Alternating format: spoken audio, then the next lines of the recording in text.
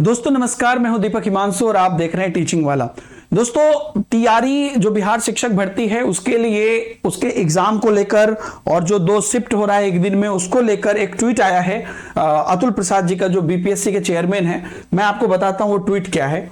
उन्होंने लिखा है कि in TRE both the shift of the same subject paper are one after the other on the same day to ensure levels playing field between the shifts। अब इसका मतलब क्या है वो भी आप समझ जाइए। पहली बात तो ये लेवल प्लेइंग फील्ड मतलब क्या होता है। लेवल प्लेइंग फील्ड मतलब होता है कि लेवल को इस तरीके से बैलेंस करना या ऐसा कुछ काम करना जिससे कि लेवल बना रहे और सबके लिए फेयर डिसीजन हो, मतलब सबके लिए भला हो, किसी के साथ कुछ जो है गड़बड़ ना हो।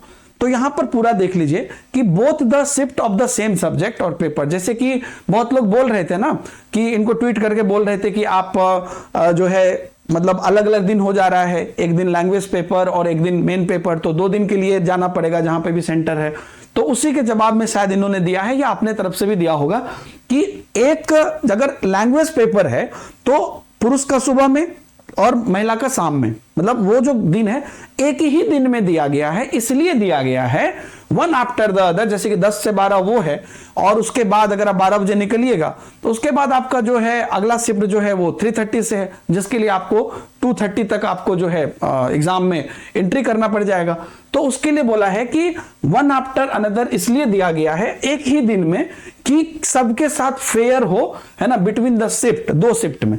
इसका रीजन मतलब ये आप समझ लीजिए कि अगर मान लीजिए कि एक एग्जाम 24 को हो जाता हिंदी का, मान लीजिए हिंदी इंग्लिश लैंग्वेज का 24 को हो जाता पुरुष का और 25 को होता जाके वही हिंदी इंग्लिश, इनके हिसाब से मैं बता रहा हूं, 25 को होता मान लीजिए महिला का, स्त्री का, तो यहां पर बच्चों को एक दिन का समय मिल जाता है इस क्वेश्चन के लेवल को देखने में, जानने में, समझने में, और फिर इनके पास उसका पूरा क्लू रहता है जिनका अगले दिन एग्जाम होता है। तो ऐसे में क्या होता है कि जिनका पहले एग्जाम हुआ उनके लिए फेयर नहीं हुआ, क्योंकि उनके लिए तो नया है सब कुछ, है ना, लेकिन जो सेकेंड बार में एग्जाम हुआ उनको तो बहुत चीज पता चल गया है, तो इसलिए फिर फेयर नहीं होता। और जो बाद में एग्जाम देते उनको बहुत सारे मतलब एक तरह से कहिए कि क्लू मिल जाते, एविडेंसेस मिल जाते जो पहले शिफ्ट वाले को नहीं मिलते। तो उसी को बैलेंस करने के लिए जो है हम लोग सेम डे में ही 2 शिफ्ट में रखे हैं। तो काफी लोग जो लोग डिमांड कर रहे थे कि मतलब एक ही दिन में हमारा अगर प्राइमरी है तो प्राइमरी का दोनों रख दिया जाए, एक ही दिन में सेकेंडरी का दोनों, जो भी है, तो उसका जवाब में भी शायद इन्होंने दिया है या अपने तरफ से भी ये बात बोली है।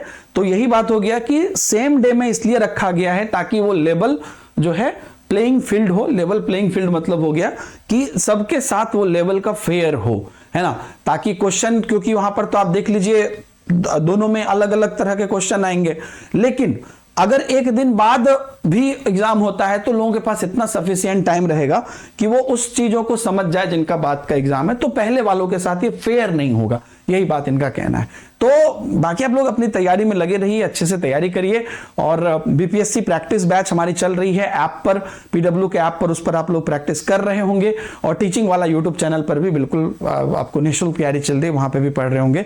पीडब्ल्यू ऐप पर मॉक टेस्ट आपको आने वाला है, वो भी जरूर दीजिएगा अगर आप प्रैक्टिस बैच में हैं। नहीं है तो आप ले सकते हैं और तैयारी कर सकते हैं। बाकी सेल्फ स्टडी सबसे ज्यादा इंपॉर्टेंट है, वो भी करते रहिए। See you in the next video. Bye bye, all the best.